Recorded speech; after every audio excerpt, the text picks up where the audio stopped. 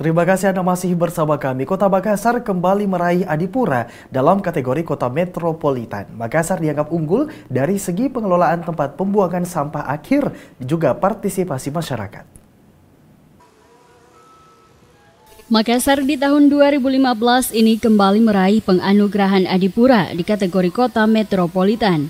Ada dua indikator yang menjadi faktor Makassar meraih adipura, yakni pengelolaan TPA yang dinilai baik serta 70% partisipasi masyarakat dalam mewujudkan lingkungannya lebih bersih.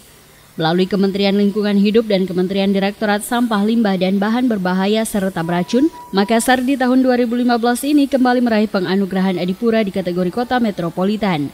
Hal ini dijelaskan Sekda Kota Makassar yang mengatakan bahwa hanya Makassar yang punya tempat pembuangan sampah yang paling baik. Hal ini tidak terlepas dari didaulatnya Makassar sebagai tuan rumah Rakornas Bank Sampah beberapa waktu lalu.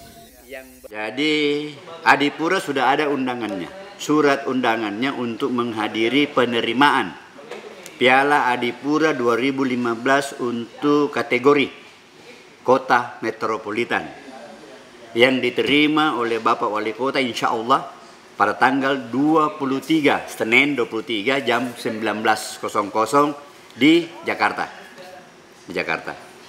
Dan setelah diterima oleh Bapak Wali Kota nanti didampingi oleh beberapa lurah, didampingi oleh beberapa kepala dinas ya, dan asisten 3. Kemudian tanggal 25 pagi kita akan jemput adipura di Bandara Hasanuddin.